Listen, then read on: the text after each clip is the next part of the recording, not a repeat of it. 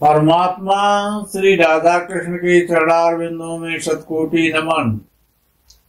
मित्रों को, जिज्ञासुओं को, धर्म प्रेमियों को, ज्योतिष विज्ञान प्रेमियों को हर हर महादेव, बम बम भोले, नमः शिवाय। मित्रों, वैसे तो जन्म कुंडली ही ये निर्णय कर देती है कि आपका सूर्य कैसा है। सूर्य सबसे महत्वपूर्ण ग्रह है 9 ग्रहों में, क्योंकि राजा है, जगत का पिता है, जगत पिता है और हर जीवात्मा की आत्मा है। सूर्य अगर जिनकी कुंडली नहीं है उनको कैसे पता पड़ेगा कि सूर्य हमारा खराब है। तो जन्म कुंडली नहीं है तब भी आप ये जान सकते हैं कि आपका सूर्य खराब है या नहीं है। यदि सूर्य खराब है, जन्म कुंडली है, जन्म कुंडली में खराब है और नहीं है, तो आप जान सकते हैं कि सूर्य कैसे खराब होता है। उसके कुछ लक्षण हैं। तो सूर्य द्वारा जो प्रदर्शित बातें हैं, जो वस्तुएं हैं, उनकी हानि हो रही हो। जैसे कि सूर्य हर्ट है तो दिल कमजोर हो, दिल जल्दी घबरा जाता हो, घबराहट, किसी परेशानी को देख करके घबराहट हो जाती हो, या दिल का दौरा पड़ता हो, दिल में कष्ट हो, दिल को कष्ट हो,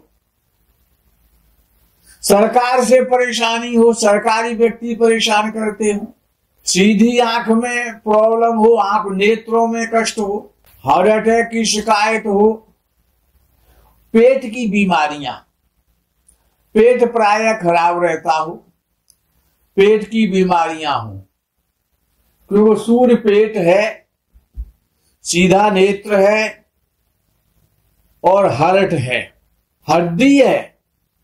शरीर में जो हड्डियां हैं, जो हड्डियों का जो स्ट्रक्चर है, तो हड्डी सूर्य है, बोन्स। हड्डियों में तकलीफ हो, हड्डी टूट गई हो, एक्सीडेंट के माध्यम से भी हड्डी टूट जाती है, गिर करके भी हड्डी टूट जाती है, हड्डियां कमजोर हो, तो ये सूर्य के लक्षण है। हड्डी का कमजोर होना, पेट खराब रहना, नेत्रों में परेशानी रहना, हार्ट की शिकायत होना। तो जिनका सूर्य इस प्रकार का है, इस प्रकार के उनको परेशानियां हैं, कष्ट हैं, तो उनके लिए बड़ा सरल उपाय है, बड़ा श्रेष्ठ और अनुभूत उपाय है कि गेहूं में गुड़ मिलाएं, कूट करके, गुड़ को कूट करके गेहूं के लड्डू बनाएं। गेहूं और गुड़ यानी मिश्रित कर लें, फिर उसके लड्डू बना लें और लाल गाय को या लाल बैल को खिलाएं। जितनी बार खिलाएंगे उतना ही सूर्य आपका अच्छा होता चला जाएगा। लाल गाय को या लाल बैल को, जो वैदिक, भारतीय वैदिक लक्षणों से जो युक्त गऊ है, जो बैल है, जो सांड है, उसको यदि गुड़ और गेहूं मिलाकर के लड्डू बना करके यदि आप खिलाते हैं, और रोज ना खिला सकते हैं तो रविवार टू रविवार खिलाएं, तो सूर्य बहुत अच्छा हो जाता है। और ये जो रोग हैं, हार्ट का रोग है, पेट का रोग है, हड्डियों का रोग है, नेत्र का रोग है, ये सभी रोग अच्छे हो जाते हैं, आप स्वस्थ हो जाएंगे ऐसा करने से। तांबे का दान करें तो भी सूर्य अच्छा होता है, ताम्र धातु का। और यदि आप कुछ भी नहीं कर सकते हैं तो सुबह को अपने घर में नित्य जो है ओम नमो भगवते वासुदेवाय मंत्र के द्वारा यज्ञ करें, एक माला का यज्ञ करें, क्योंकि विष्णु का रूप है सूर्य, सूर्य विष्णु रूप है। अच्छा, ये भी नहीं कर सकते हैं तो हरवंश पुराण की कथा, हरवंश पुराण का पाठन करें, हरवंश पुराण को सुने या हरवंश पुराण पढ़ें, तब भी सूर्य अच्छा फल देने लग जाता है। अच्छा, सूर्य बहुत अच्छा है तो आप कैसे समझेंगे? बहुत सरल फॉर्मूला है सूर्य खराब का, सूर्य अच्छे का, कि जो जिसका सूर्य बलवान होता है, बली होता है, बढ़िया होता है, वो व्यक्ति नमक कम खाता है। याद कर लो फॉर्मूले को कि एक चीज से टेस्ट हो जाएगा। जो व्यक्ति नमक बहुत कम खाता है उसका सूर्य बहुत अच्छा है, और जो व्यक्ति नमक बहुत ज्यादा खाता है उसका सूर्य बहुत खराब है। ऐसे आप जान सकते हैं, नमक से परीक्षण हो जाता है सूर्य भगवान का। तो सूर्य, अच्छा, 7वें भाव में सूर्य बहुत खराब फल देता है, क्योंकि काल पुरुष की कुंडली में 7वां भाव में तुला राशि आती है, और तुला राशि में सूर्य नीच का हो जाता है। इसीलिए जब 7वें भाव में सूर्य होता है तो शादी के लिए, व्यापार के लिए अच्छा फल नहीं देता है, नीच राशि का फल देता है 7वें भाव में। चाहे भले ही सूर्य 7वें भाव में मेष का क्यों ना बैठा हो, लेकिन वो नीच राशि का फल देगा। और सूर्य 7वें भाव में हो, बुरा फल मिल रहा हो, तो बड़ा श्रेष्ठ एक उपाय है कि रात्रि के समय आग को, अग्नि को और दूध डाल करके बुझाओ। जलती हुई आग को शांत करना है, बुझाना है, ये उपाय है। तो दूध के छींटे लगा लगा करके, एक साथ दूध नहीं पलटना है, दूध के छींटे लगा लगा करके उस आग को जितने धीरे धीरे छींटे लगा करके बुझाओगे उतनी ही जल्दी सूर्य बलवान हो जाएगा, बली हो जाएगा, और 7वें भाव में स्थित सूर्य का अशुभ फल खत्म हो जाएगा, शुभ फल देने लगेगा। बड़ा श्रेष्ठ उपाय है, क्योंकि सूर्य अग्नि रूप है, अग्नि तत्व है, और चंद्र उसका मित्र है, वो दूध है। चंद्र दूध है। जब मित्र को मिलेगा तो मित्र खुश हो जाएगा, अर्थात सूर्य की अशुभता। ये 7वें भाव में स्थित सूर्य का उपाय, हर भाव के उपाय अलग होते हैं, ये याद रखना। एक उपाय हर जगह काम नहीं करेगा, ये केवल 7वें भाव में स्थित सूर्य का उपाय है। तो दूध के द्वारा जो लोग अग्नि को बुझाते हैं, रात्रि में बुझाओ, दिन में नहीं। ये प्रयोग दिन में नहीं करना है, रात्रि में करना है। दूध के छींटे लगा लगा करके और धीरे धीरे अग्नि को शांत करेंगे तो 7वें भाव में अशुभ सूर्य भी शुभ फल देने लगेगा।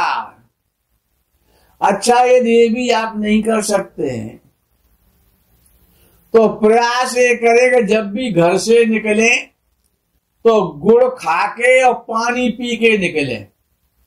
गुड़ खाएं थोड़ा सा और पानी पी लें, और जितनी बार अधिक से अधिक एक एक छोटी छोटी गोली सी गुड़ की आप खा लें। जितनी बार ज्यादा खाएंगे, और विशेष रूप से संडे को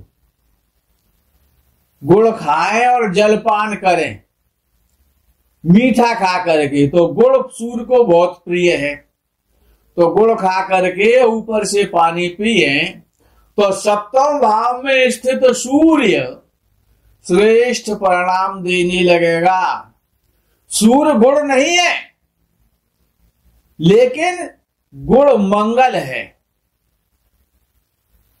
और जब सूर्य और मंगल मित्र हैं, जैसे सूर्य और चंद्र मित्र हैं, तो अग्नि पर दूध डालने से, अग्नि को बुझाने से जैसे सूर्य अच्छा हो जाता है, तो वहां पर भी मित्र का प्रयोग हो रहा है। और यहाँ पर भी मंगल जो गुण का कारक है उसका प्रयोग बताया गया विद्वानों के द्वारा। ये बड़ा अनुभूत और बड़ा श्रेष्ठ प्रयोग है, जो कि सप्तम भाव में स्थित सूर्य का अच्छा फल प्राप्त करने के लिए विद्वानों ने बताए हैं। अब बात करते हैं कि जब जो विपरीत जो राजयोग होते हैं, तीन कुंडली में तीन भाव विपरीत हैं, तीन ही केंद्र है, तीन ही त्रिकोण है और तीन ही विपरीत हैं। कौन कौन से भाव? षष्ठ भाव, अष्टम भाव और द्वादश भाव। ये विपरीत भाव कहलाते हैं, षष्ठ, अष्ट और द्वादश। इन्हीं के द्वारा विपरीत राजयोग बनता, चाहे तीन भावों के भावेशों से ही बनेगा, और इन तीन भावों में बनेगा, चौथे भाव में नहीं बन सकता है वो। तो तीन भावों के द्वारा विपरीत राजयोग तीन प्रकार से बनता है। पहला बनता हर्ष योग। हर्ष योग षष्ठ भाव के माध्यम से बनता है। षष्ठ भाव में अशुभ ग्रह स्थित हो, सूर्य हो, मंगल हो, राहु हो, केतु हो, शनि हो, इनमें से कोई सा भी अशुभ ग्रह हो, ये अशुभ ग्रह कहलाते हैं। और षष्ठ भाव में हो या षष्ठ भाव को देखते हो अशुभ ग्रह, और षष्ठ भाव का स्वामी षष्ठेश या तो षष्ठ भाव में बैठा हो, या अष्टम भाव में बैठा हो, या द्वादश भाव में बैठा हो। बैठने से ही पूरा योग नहीं बनेगा कि षष्ठ भाव का स्वामी पापक ग्रह है और षष्ठ भाव में बैठ गया, तब भी ये योग पूरा नहीं बनेगा। षष्ठ भाव का स्वामी अष्टम में बैठ जाएगा, तब भी ये योग पूरा नहीं होगा। और षष्ठ भाव का स्वामी द्वादश भाव में बैठ जाएगा, तब भी ये योग पूरा नहीं होगा, जिसका नाम हर्ष योग है। विपरीत राजयोग में पहला योग है ये योग तभी बनता है कि अब जैसे षष्ठेश के द्वारा यानी षष्ठ भाव के द्वारा और ये योग बनेगा, लेकिन षष्ठ भाव को भी पापक ग्रह देखे या षष्ठ भाव में बैठे हुए हो, तभी ये पूर्ण सफलता देगा। और जब पूर्ण सफलता देगा तो जातक सुखी होगा, निरोगी होगा, भोगी होगा, भाग्यवान होगा, मजबूत शरीर वाला होगा, शत्रुओं को पराजित करने वाला होगा, पाप करने से डरेगा, बड़ा प्रसिद्ध और श्रेष्ठ और मनुष्यों में प्रमुख व्यक्ति होगा, व्यक्तित्व का धनी होगा। ऐसे व्यक्ति को जिसका पूर्ण रूपेण विपरीत राजयोगों में हर्ष योग बन रहा है, जो मैंने अभी आपको बताया, उसके पास बहुत सारी धन दौलत होगी, पुत्र होंगे, बहुत सारे मित्र होंगे, यशस्वी होगा, बहुत बड़ा आदमी बनता है, बड़ा श्रेष्ठ योग है। लेकिन बनेगा तभी या तो षष्ठ भाव में पापक ग्रह भी बैठे या फिर ना बैठे हो, तो पापक ग्रहों की षष्ठ भाव पर दृष्टि हो, और षष्ठ भाव में हो या अष्टम भाव में हो, द्वादश भाव में हो। ये तो शुभ ग्रहों ने देख लिया तो ये योग भंग हो जाएगा।